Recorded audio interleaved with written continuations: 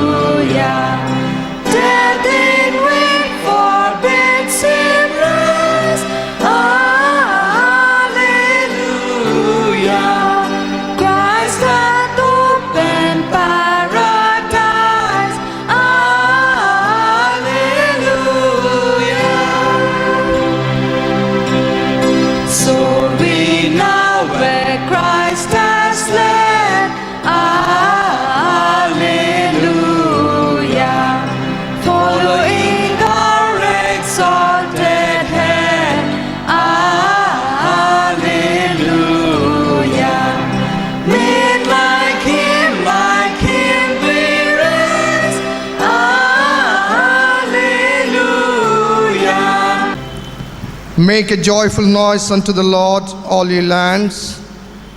Serve the Lord with gladness. Come before his presence with joyful songs. Know ye that the Lord is God. It is he that hath made us, and we are his people, and the sheep of his pasture. Under the caption, Easter, Life and Immorality, we shall use the New Testament portion. Now late on the Sabbath day, as it began to dawn toward the first day of the week, came Mary Magdalene and the other Mary to see the sepulchre.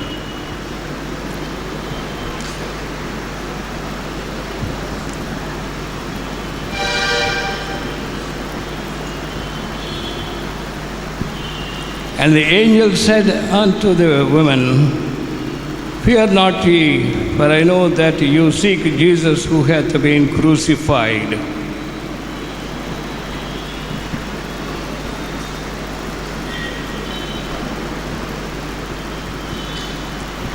And go quickly and tell his disciples, He is risen from the dead, and lo, he goeth before you into Galilee.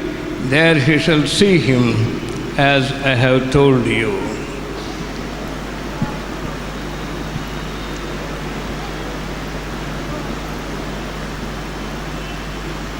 But now hath Christ been raised from the dead, the first fruits of them that are asleep.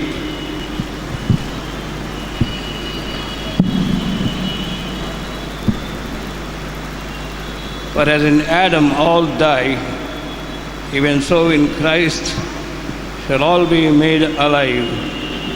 For he must reign till he hath put all his enemies under his feet. The last enemy that shall be destroyed is death. Let's I am the resurrection and the life, said the Lord. He that believeth in me, though he were dead, yet shall he live. And whosoever liveth and believeth in me shall never die. The scripture portion selected for this evening meditation is taken from the Gospel according to John, 20th chapter, verses 1 to 18. I request Reverend K.B. Jaykumar to come forward and read for us, and request him to lead us in prayer also. The first day of the week cometh Mary Magdalene early, when it was yet dark, unto the sepulchre, and seeth the stone taken away from the sepulchre. Then she runneth and cometh to Simon Peter and to the other disciple, whom Jesus loved, and saith unto them, They have taken away the Lord out of the sepulchre, and we know not where they have laid him. Peter therefore went forth, and that other disciple, and came to the sepulchre. So they ran both together, and the other disciple did outrun Peter, and came first to the sepulchre. And he, stooping down and looking in, saw the linen clothes lying, yet went he not in. Then cometh Simon Peter following him, and went into the sepulchre, and seeth the linen clothes lying, and the napkin that was about his head, not lying with the linen clothes, but wrapped together in a place by itself. Then went in also the other disciple, which came first to the sepulchre, and he saw and believed. For as yet they knew not this scripture, that he must rise again from the dead. Then the disciple went away again unto their own home. But Mary stood without at the sepulchre weeping, and she wept. She stooped down and looked into the sepulchre, and seeth two angels in white sitting on one side of head, and the other at the feet, where the body of Jesus had lain. And they say unto her, Woman, why weepest thou? She saith unto them, Because they have taken away my Lord, and I know not where they have laid him. And when she has thus said, she turned herself back, and saw Jesus standing, and knew not that it was Jesus. Jesus saith unto her, Woman, why weepest thou? Whom seekest thou? She, supposing him to be the gardener, saith unto him, Sir, if thou have borne him hence, take me where thou hast laid him, and I will take him away. Jesus said unto her, Mary. She turned herself and said unto him, Rabboni, which is to say, Master. Jesus said unto her, Touch me not, for I am not yet ascended to my Father, but go to my brethren, and say unto them, I ascend unto my Father and your Father, and to my God and your God. Mary Magdalene came and told the disciples that she had seen the Lord, and that he had spoken these things unto her. Here ends our lesson. Let us look to the Lord in prayer. O God, our Lord, our Master, our Redeemer, we praise you, we adore you. O Lord, we thank you for this evening, for giving us this precious time to come to thy tabernacle, to wait at thy place, O Lord, singing praise unto thee, meditating over thy word, and submitting our supplications. O Lord, at this time, we praise you for this great experience of resurrection that thou hast given us as partners, as children of thine. O God, we pray for peace in the entire world. We pray for peace in our country. At this time, O Lord, we pray for all the citizens of our country, O Lord. They are searching for you. Give the church in India the opportunity to introduce you to these searching people, O Lord. We pray for the church in India. We pray for the pastors, the preachers, the evangelists, and the catechists. We pray for all those people who are toiling in thy vineyard, O Lord. We pray for the church in Nellore town. We pray for all the pastors, O Lord. We thank you and praise you for giving this blessed time in our town, O Lord. At this time, we praise you for the choir that thou hast given us. We pray for every child that is taking part in this evening time. We pray you and praise you for the talent thou hast given us, and especially to the director who is training these people to sing in thy glory. We pray for all the congregation, O Lord. We pray for each family. We pray for the infants especially. Give the parents wisdom to bring these children up in thy ways, O Lord. We pray for the elders of this congregation. Give thy peace to them. Give them health, O Lord. We pray for all the members that are sitting here this evening. Especially, we pray for those that have come here with a special need. O Lord, speak to them, touch their hearts, and fill in their needs. At this time, O Lord, we pray for the speaker of today. Bless thy servant. Fill him with thy spirit, O Lord. Speak to us through him this evening. We pray for his family. We pray for his congregation. We pray for his ministry, O Lord. We pray for our chaplain. We pray for every member of this congregation, O Lord. At this time, we pray for the leaders of our country. Give them wisdom to rule this country in the proper way. Also, we pray for the leaders of our state. O Lord, once again, we commit ourselves into thy hands. In Jesus' name we pray. Amen.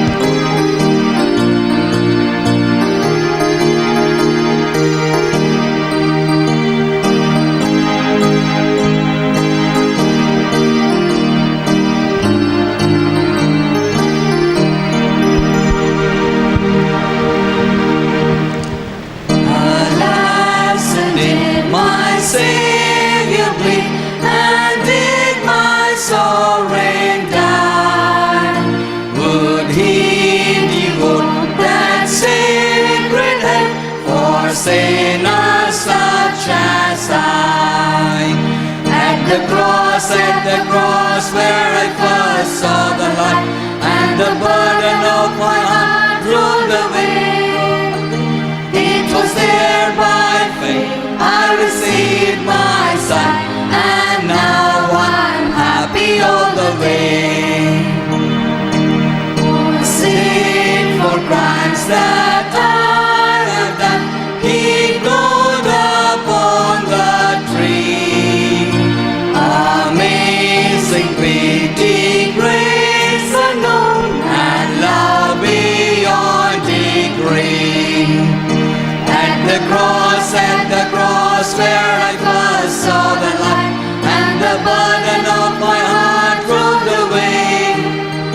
It was there by faith I received my sight, and now I'm happy all the way.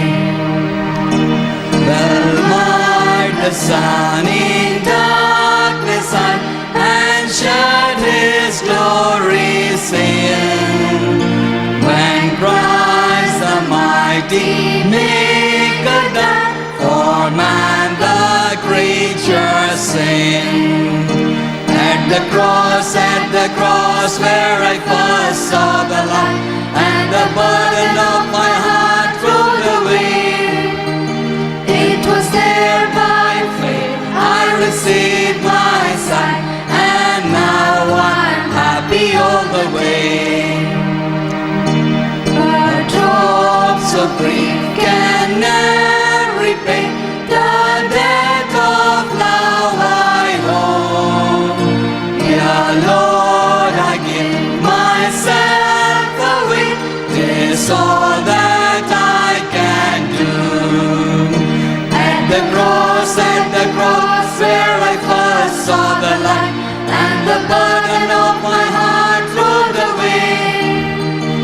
It was there by faith I received my sight, and now I'm happy all the way.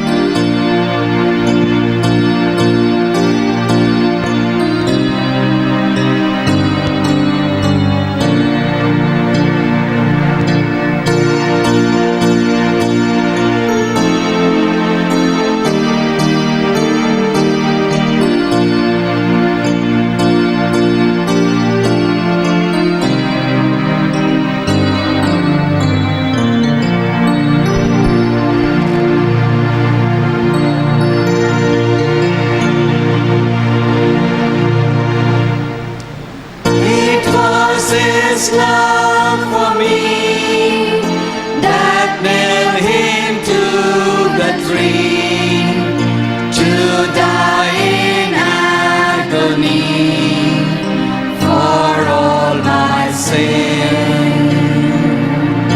For my own guilt and blame, the great Redeemer came, willing to bear the shame of all my sin. Oh, what a Savior is mine! In Him God's mercies combine. His love can never decline, and He loves me. To Calvary's hill one day, the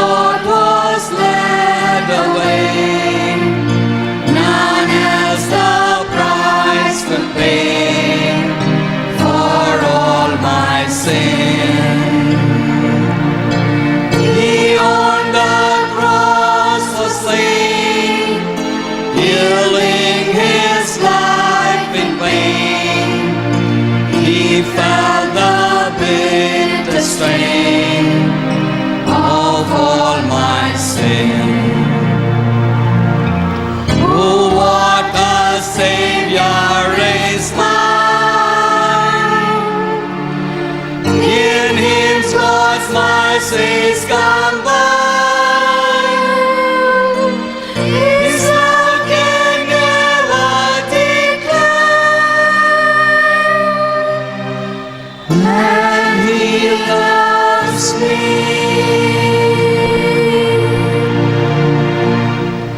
Whosoever loves the strong, whosoever crimes so wrong, when Jesus suffered long for all my sin, He saw my greatest need, became my friend indeed. Through Him I have been freed of all my sin. Oh, what a Savior is mine! In Him God's mercies combine. His love can never decline.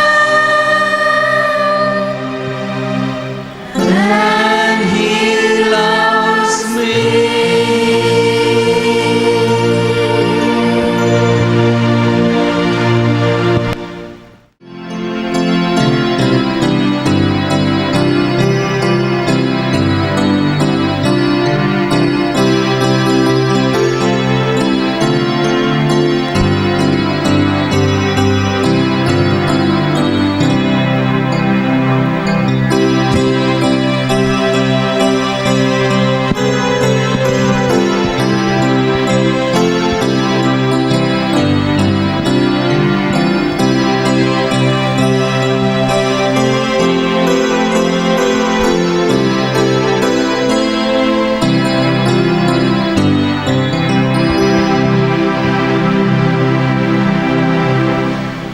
Once on a cross there hung in sorrow one who was willing to die for our sins. God's only Son, sent down from heaven, came to redeem all men. He has surely borne our sorrow. He has taken the sin debt away. He was bruised for our transgressions, and by His stripes we are healed today. See on His brothers cast the thorns may, see where the spear was thrust in His side, see in His hands where nails were driven. Oh, how He suffered and died. He has surely borne our sorrow. He has taken the sin debt away. He was bruised for our transgressions, and by His stripes we are healed today. There is no death, for He has risen. Death and the grave have been conquered at last. And this I know, we shall be like Him in His own glory at last.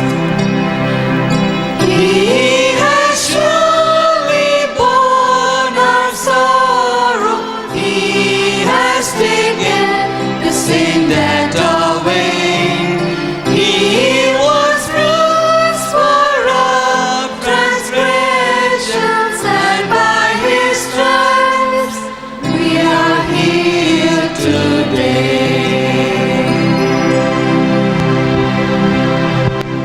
Good evening. I welcome one and all for this evening worship service. My special welcome to you all on the special event of the Christ, the resurrection day. The day is called the Easter. As you all know, this is the day God has changed the destination of the human from eternal death to eternal life. So it brings joys and happy to our hearts, those who accept Jesus as their personal Savior. So I am thankful to each and everybody, though you had a special busy schedule of attending various worships in your respective churches, and besides your tiredness, you have your love for the Downey English worship service. That's the reason why you are here. So I'm happy to welcome you all in this special event. My special welcome to today's speaker, Reverend S. Doraiswamy, Academic Dean of Madras Theological Seminary and College, Chennai. Ever since I heard of him through my son Silas Sudhakar, who is pursuing his BD in this college, I'm looking for a period, for a time which will be most appropriate to bring him and to use him from this pulpit. I'm so much thankful to him for his acceptance. As I'm told, he was very busy, particularly today. He was attending and preaching the messages in various churches at Chennai from morning 4 to 1 o'clock. And at 2 he got the train, and 5 o'clock he arrived in Nellore. And late this night he will be traveling back to Chennai to join his college. So it is not that much easy in this summer to make such a busy day, traveling from place to place, town to town, unless until one has the burden for the cause of Christ. It is not that much easy to accept such a responsibility. So I'm so much thankful to Reverend S. Doraiswamy Garu for his acceptance and coming forward to share the word of God. I'm also thankful to all the participants, and also my special thanks to the choir directress, Mrs. Shara Pravina, and also all the members of the choir. As we all know, summer is a busy season. It is very tough time to catch hold of the students because this is the examination period. It's not that much easy for them to come to the practices regularly. Besides, all the members of the choir with their commitment came forward and attended the choir practice regularly and came forward to make this event success. Next Sunday, God willing, Reverend B. David Dayasagar will be sharing the Word of God. And I have a special announcement from our choir directress, S.Y. Shara Pravina. Shara School of Western Music, ABM Compound, Nellore, for learning piano lessons in Western music. Those who are interested, you can join, or you can send your children to learn the Western music. As you all know, Indian church is very much suffering with the players of the Western music. So we are fortunate to have a woman who is trained and rendering the services for the past 3.5 decades to the Downey English worship service. Those who are interested, you may contact her. She is living in ABM Compound, Nellore. Mighty cross, the Lamb upon His throne. Hark, how the heavenly anthem drones, for music burst its song. Awake, my soul, and sing of Him who died for thee, and hail Him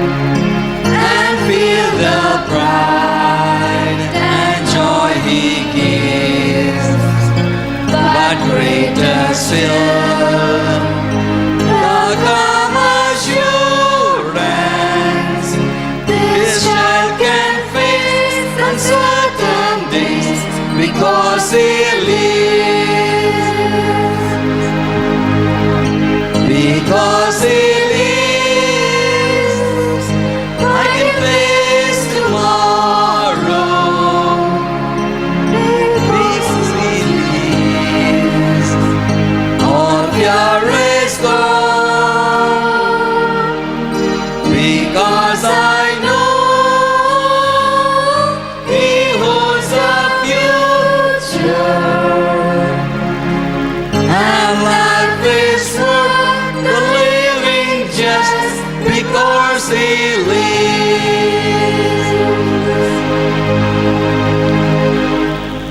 And then one day I cross the river, I'll fight the line no more with pain, and then as death gives way to victory, I'll see the lights of glory, and I know He lives. Because He lives, I can face tomorrow. Because He lives, all fear is gone. Because I know He holds the future, and life is worth the living just because He lives.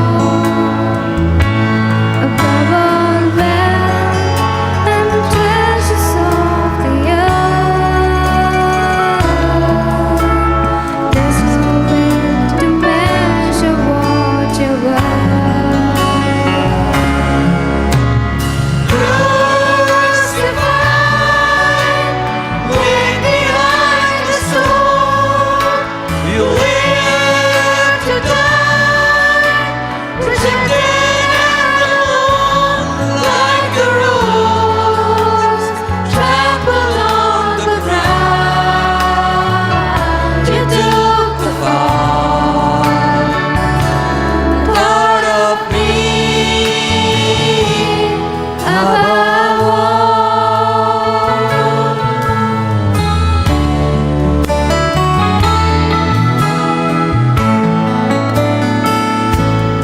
Above all powers, above all kings, above all nature and all created things, above all wisdom and all the ways of man.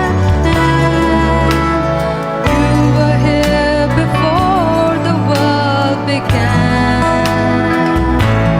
Above all kingdoms, above all thrones, above all wonders the world has ever known, above all wealth and treasures of the earth,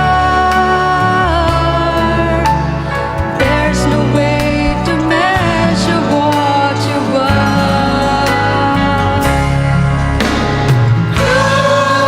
Crucified, laid behind the stone, lived to die, rejected and alone, like a rose trampled on the ground.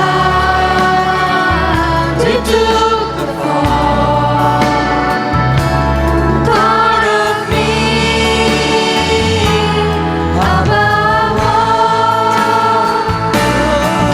Jesus crucified, laid behind the stone, you lived to die, rejected and alone, like a rose trampled on the ground. You took the fall, thought of me above all, like a rose trampled on the ground. You took the fall, thought of me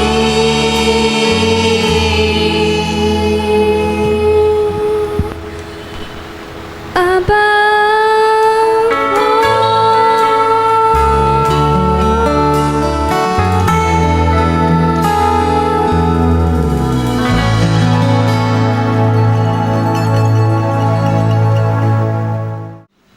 I count it as my privilege and honor to stand before you and to share a few words based on the God's word. And especially, it's a real joy to see and to listen to the beautiful singing this evening time. And just want to appreciate and thank all the young boys and girls and the kids who sang so beautifully this evening, and also the choir directors for organizing and for conducting all these songs singing program this evening. And also I want to thank the chaplain, Reverend G. Peter, and the associate chaplain and bursar and all the church committee members for giving me an opportunity to come and be with you and to worship the Lord this evening. I count it as my privilege to be with you all this evening, and especially your pastor, Reverend G. Peter, his son, Silas Sudhagar, is studying in our seminary and is doing his BD studies. And through him, I got this opportunity to be with you all this evening. So as we all celebrating Easter, and I'm sure every one of you would have participated in the church services in the morning, and you would have already listened an Easter sermon, and maybe you would have heard many Easter sermons. So I just want to share briefly based on the scripture passage that has been read to us from Gospel according to St. John chapter 20. From that passage, I just want to bring few thoughts before each and every one of us. So before we look into the God's word, shall we all bow down our heads and look to the Lord in prayer? Father God, as we are going to meditate on your holy words, Lord, you speak to each and every one of us. We are foolish people. We are people with our own limitations. But Lord, your words are so powerful. Your words can speak to each and every one of us. And even this evening, Lord, whatever you want us to learn, whatever you want to teach to us, you teach to us so that we can learn from your holy words, so that when we go from this place, we'll be able to carry some message in our hearts, a message that can comfort us, message that can guide us, message that can continue to edify us, submitting all of us into your hands. Minister unto us. In Jesus' name we pray. Amen. My dear brothers and sisters, John chapter 20, verse 1, it says, Mary Magdalene, she was planning to visit the tomb of Jesus. Jesus was crucified and he was placed in a tomb. His body was placed in a tomb on the so-called Good Friday. So this Mary Magdalene, she was thinking, she wanted to go and see the body of Jesus. Jewish people, they had a custom, when they bury a person, they will go and visit the tomb for the first 3 days. For the first 3 days, every day, they will go and visit the tomb. In our culture, we have different timings. Some people visit on the 3rd day, some people visit the tomb on the 7th day or 14th day. We have many different customs. But the Jewish culture, when a person is died and buried in a tomb, the relatives, friends and family people, they visit the tomb every day for the first 3 days. So this Mary Magdalene, she wanted to visit the tomb of Jesus. Jesus had his disciples with him during his ministry, but the disciples are not so keen to go and visit the tomb of Jesus, but rather a woman, Mary Magdalene, she wanted to visit the tomb of Jesus. When we read in the Bible, who is this woman? Who is this Mary Magdalene? We know very clearly, Bible counts and it says she was a sinner. Mary Magdalene was identified and mentioned in the Bible that she was living a sinful life. She's counted as a sinner. And also Bible says Jesus has driven 7 demons from her. And also as we read further in the Gospels, there we can see very clearly she loved Jesus more than anyone else. One of the reasons why she loved Jesus more is because Jesus has forgiven her sins. She has committed a lot of sin. She has lived a sinful life. But Jesus has forgiven her sins, so she has loved Jesus more than anyone else. So this woman, Mary Magdalene, she wanted to go and see the body of Jesus. John chapter 20 verse 1, it says, she was going to the tomb while it was still dark. She was going so early in the morning. So early in the morning she wanted to go to the tomb. The reason is because the earlier day was a Sabbath. Jesus was crucified on Friday and the next day was a Sabbath. And Jewish people can't visit the tomb on Sabbath.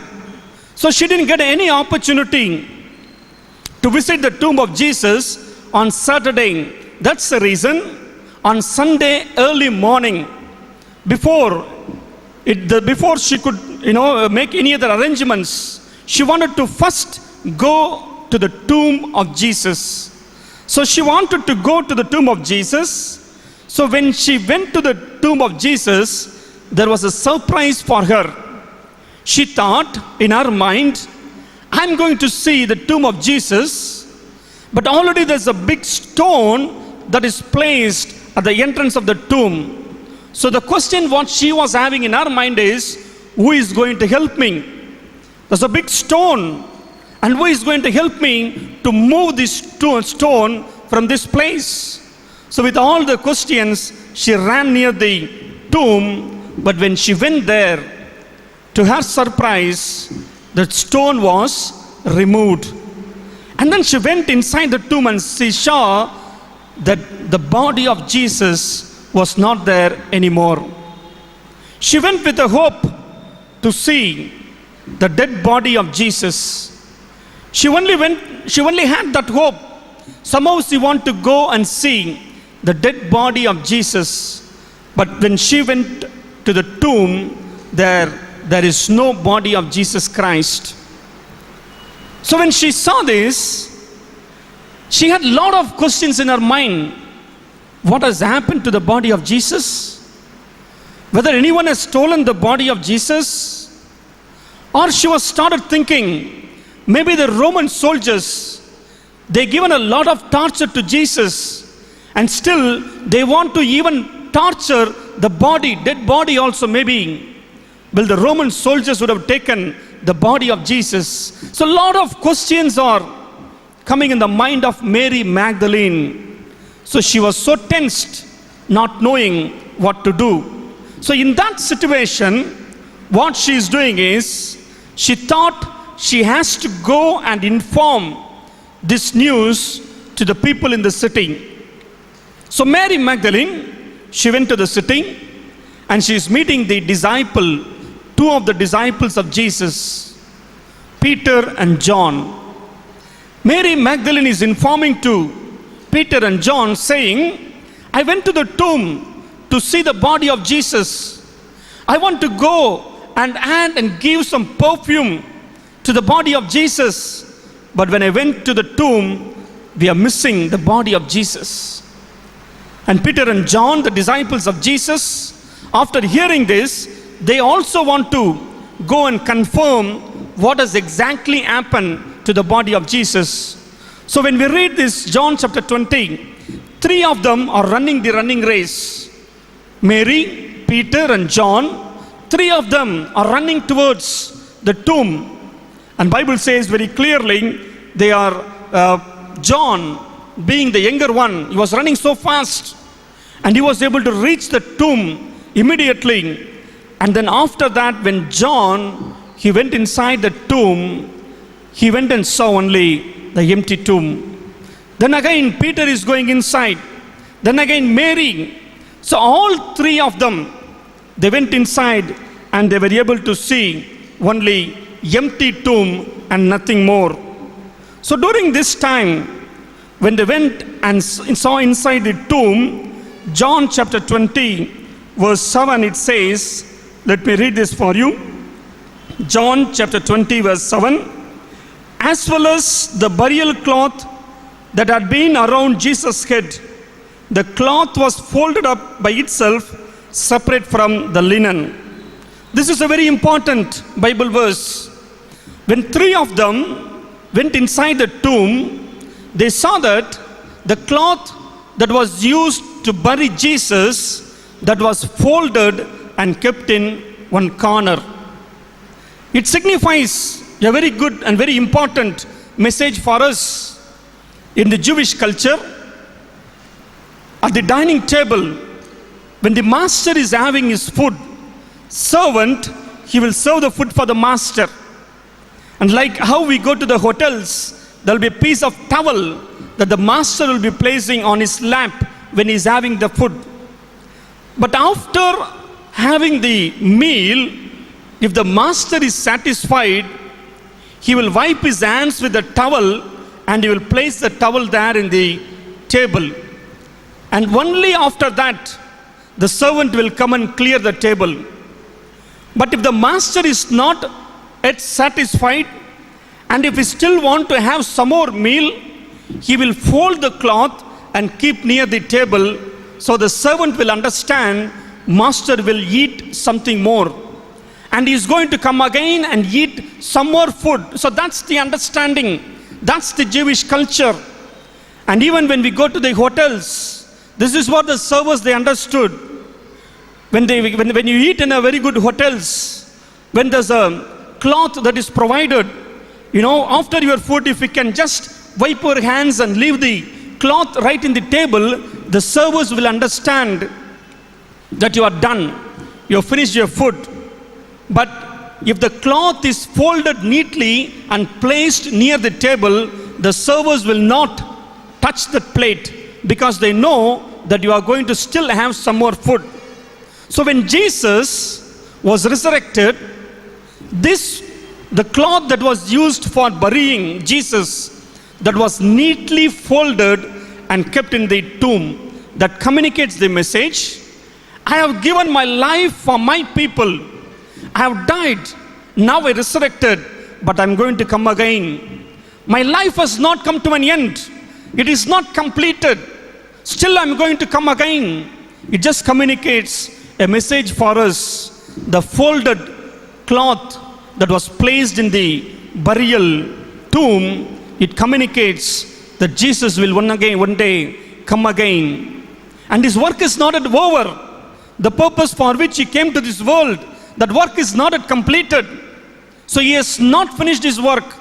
So he is going to come again. So when these three people, Mary Magdalene, Peter and John, when they went inside the tomb, they only saw this cloth, burial cloth, was folded and placed in the tomb. So by seeing this empty tomb, they had a hope of seeing the body of Jesus and anointing the body of Jesus. But when these three of them, when they saw an empty tomb, the two verses are very important here. John chapter 20 verse 10, it says, Peter and John, they went back to their homes. When they saw an empty tomb, Peter and John, they went back to their homes. John 20 verse 11, it says, Mary started crying. Seeing an empty tomb, having a hope of seeing something, but when they saw an empty tomb, two people went back to their homes, and one person standing near the empty tomb and started crying. My dear brothers and sisters, is this the same in our life even today? When we see an emptiness in our life, when we hope for something and when we are not getting that, when there is a kind of emptiness in our life, when there's a kind of failures in our life, when there's a kind of thing where we are not getting success in any of our attempts, we do any one of these. Either we start crying or we start going back to our own old life. We start forgetting God. We stop reading Bible. We stop praying. Emptiness makes us to go away from God. Emptiness makes us to weep and cry. That is what these three people are doing. Peter and John went back to their home and Mary started crying. So my dear brothers and sisters, but the message is something more. When they saw an empty tomb, near the empty tomb, resurrected Jesus was standing. Not very far, just close to the empty tomb, resurrected Jesus was standing there very much. But these three people failed to see the resurrected Jesus. Near the empty tomb, the tomb was empty, but still near the empty tomb, resurrected Jesus was standing there. Three of them failed to see the resurrected Jesus. Even at times in our life, when there is an emptiness, we fail to see the resurrected Jesus. Whatever the life that we are going through, there may be hardships, there may be failures, there may be an emptiness in your life, but in the midst of your emptiness, in the midst of your loneliness, resurrected Jesus is standing where you are empty. The same place, resurrected Jesus is standing. Where you have failed in your life, where you are not able to successful in your career, right at the same place, resurrected Jesus is standing. But at times, we fail to recognize that. At times, we fail to realize that resurrected Jesus is standing near my problems. because we think our problem is bigger than the resurrected Jesus. We think our failures are bigger than the resurrected Jesus. We think all the sufferings, all the pains that we are going through, we think that that is more bigger than the resurrected Jesus, and that's why our eyes are blinded and we could not see the resurrected Jesus. So my dear brothers and sisters, this Mary, as she was standing near the tomb and weeping, there Jesus was standing very close to the tomb, but Mary could not recognize that it is Jesus. You know what she is asking? She is recognizing Jesus as a gardener.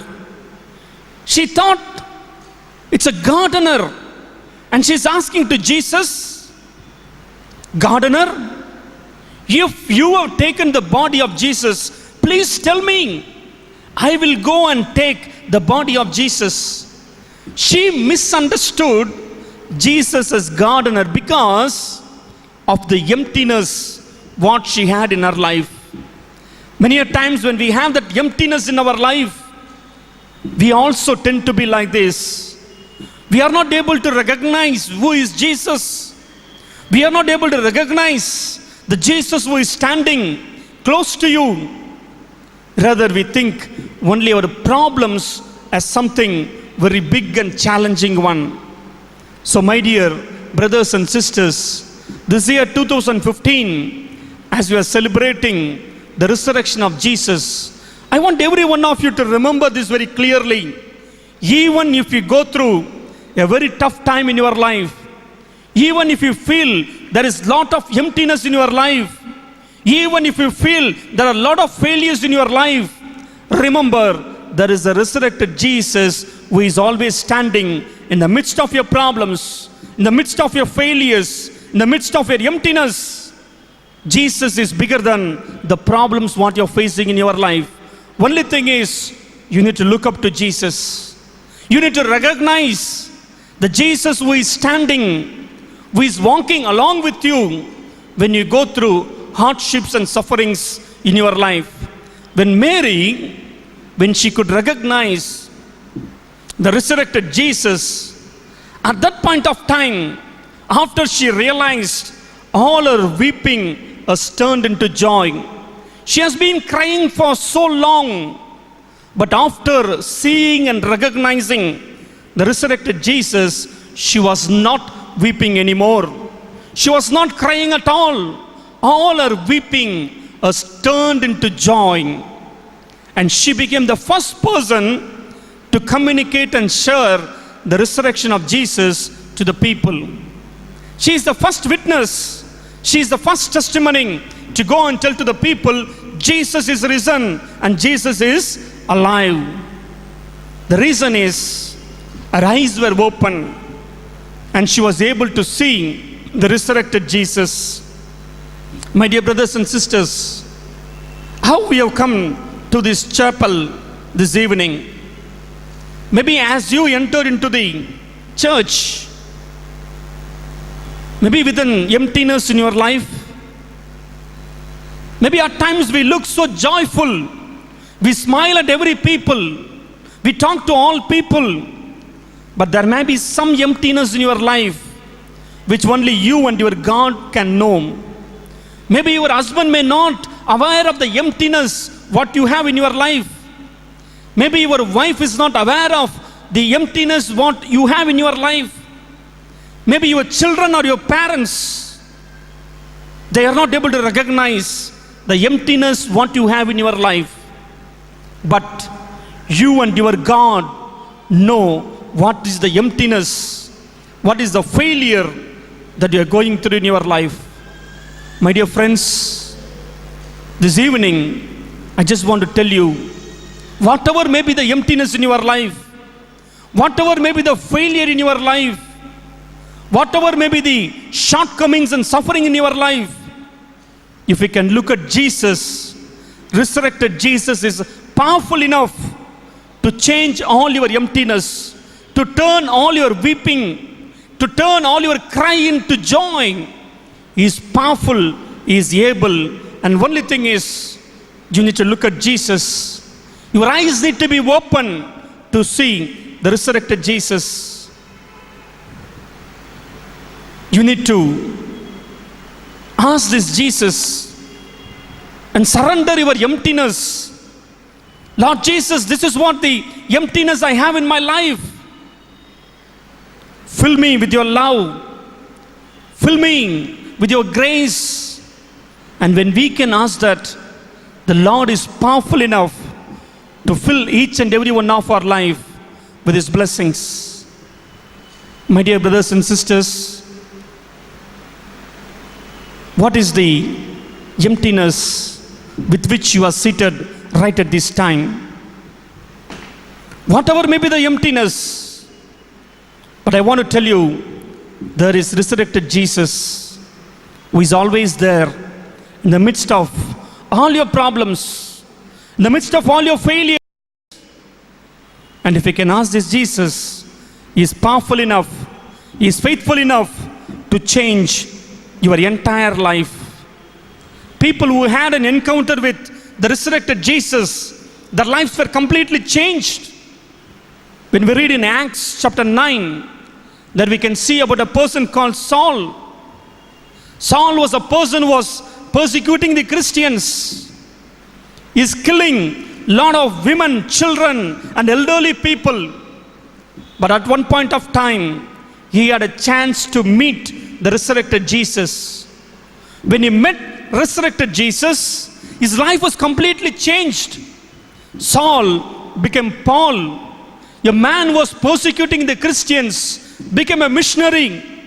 A man was hating Christians, became a missionary who went and planted many churches. It is possible when you have an encounter with the resurrected Jesus.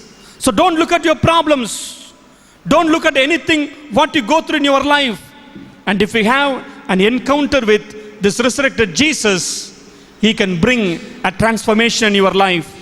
May the Lord help every one of us to have an encounter with this resurrected Jesus, so that our life will be changed, so that our weeping and cry will be turned into joy. May the Lord give these blessings in each and every one of our life. Amen.